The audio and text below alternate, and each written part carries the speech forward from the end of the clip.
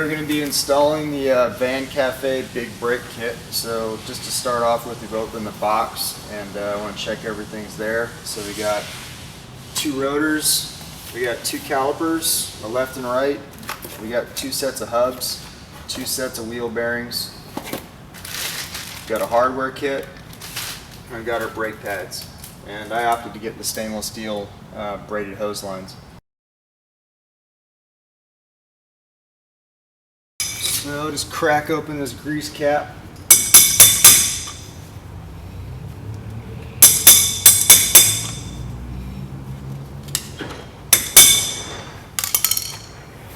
And now I'm going to try and just break these bolts. They're let's see what size of these. They're a 22 millimeter. And you should just crack these open pretty nicely. Alright, that should just slide right over there. Alright.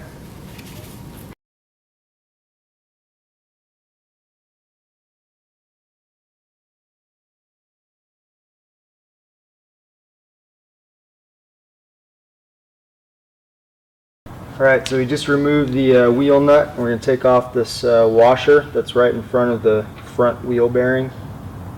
There's the pieces. And we don't have to keep any of this clean because these are going to get trashed, obviously.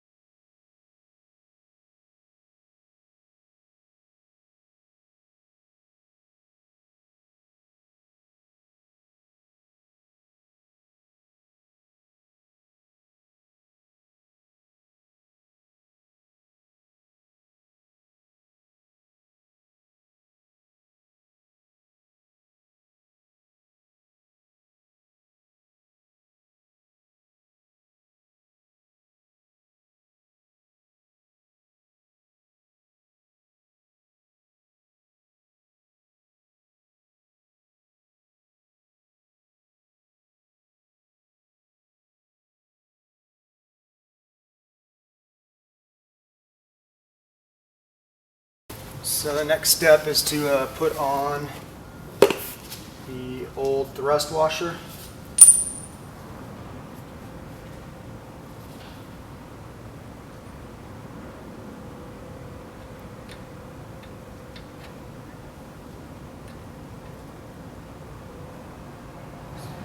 Use a new nut.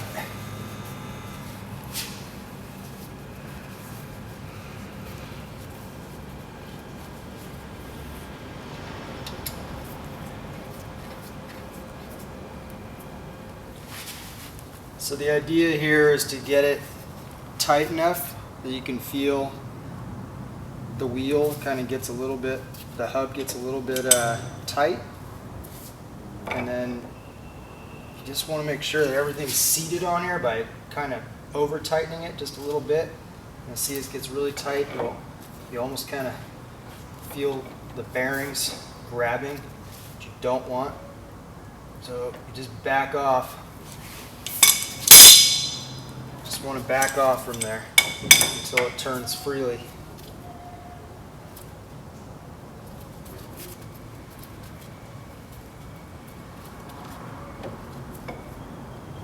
So now that the spindle is on, or the hub is on the spindle, I guess according to the Bentley manual, this is the right tension when you can just by hand push this thrust washer around. So it's not really locked in there, it's not loose.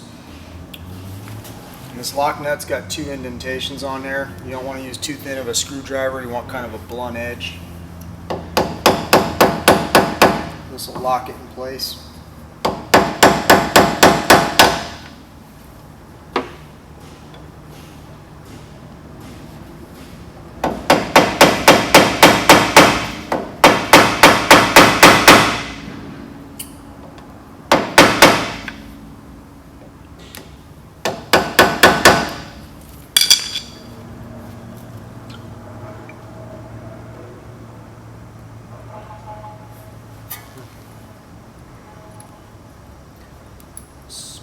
There we go.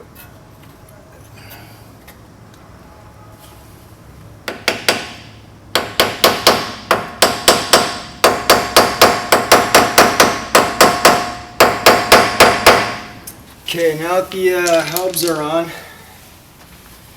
going to stick the rotors on.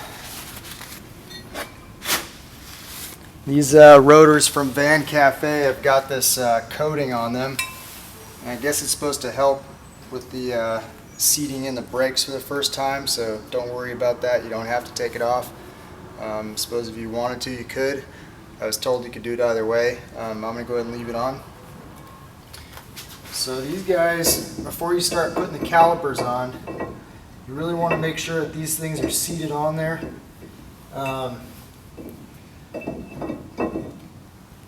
Nice and flush. And what I'm doing to make sure that they are is I got these nuts. You could use a washer or something, and I'm just going to use these not so much to center it, but just to make sure that it's pressed flat against the hub. It should go flush. If not, then there's a problem. Might need some machining. There might be just a little bit of flash that's behind the thing. It needs to be shaved off.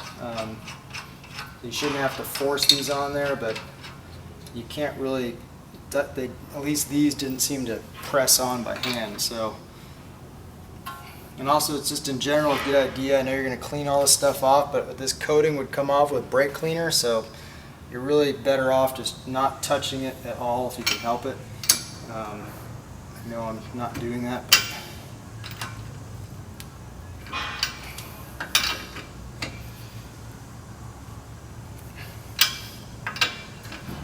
so this one is a little bit easier than the other side. The other one took some pressure, and basically if you just spin it around, you can kind of see that it's lined up pretty well. The other one, it was wobbling around until I was able to seat those on there with a little bit of pressure. Alright, so now that the rotors are bolted on here, you can see that they're nice and flush on there, how they should be.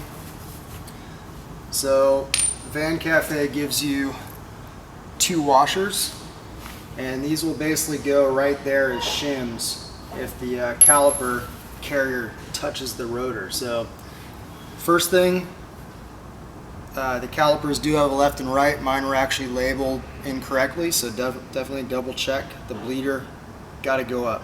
The piston goes in towards the inside of the car, so very important. So first thing you do is try putting it on without the washers. And just seat it in here.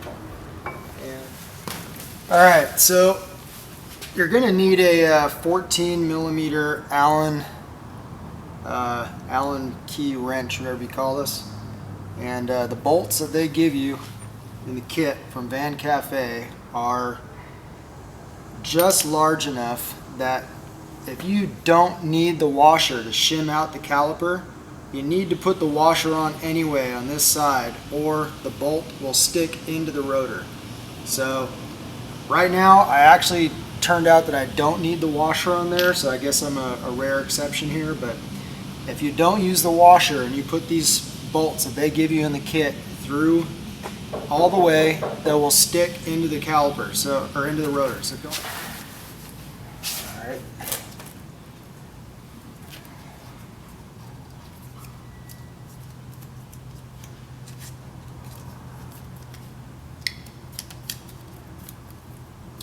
And make sure not to get any grease on the pads.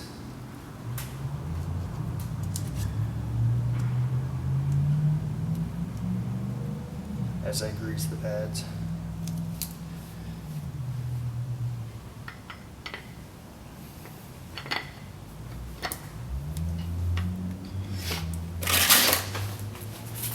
So again, as mentioned earlier, this Van Café Big Brake kit includes this washer, and this washer is designed to push the caliper over this way. If you don't need that, it's a critical thing that you put this washer, you still use the washer on the other side. Otherwise, without it, it's going to push into the other side of this rotor and scrape. Make sure your bleeder is faced up. Ignore what the box says because mine was labeled incorrectly. Pay attention to the side that it's supposed to go on, not the sticker. Okay, so the next thing to do, we got the caliper bolted on. It's a little bit loose, which is okay. We just want to make sure this turns freely. If you hear the sound of the pads rubbing on the rotor, totally normal. What you don't want to hear is a metal on metal sound, which we don't have right now. This retaining spring, it's got two hooks kind of face down, and there's two holes right here. Basically just put this in there and snap it up on top of these little tabs right here on the carrier. And that's it. The calipers are done. You go ahead and torque them to spec, and the next step will be the bleeder lines. Alright, so what we want to do now is we got these steel brake lines, and they got to be rolled around. They're a little bit longer than the stock ones. They're actually about probably twice as long. And the most important thing here is that we don't want these things to rub on the wheels. So I just got done rolling the brake lines, and we found what works best is to make a little loop, and that gets this as close as possible to the fitting on the caliper. So we're going to go ahead and screw this into the back of the caliper, and then we're going to screw this up there, and be back in a second to show you what it looks like.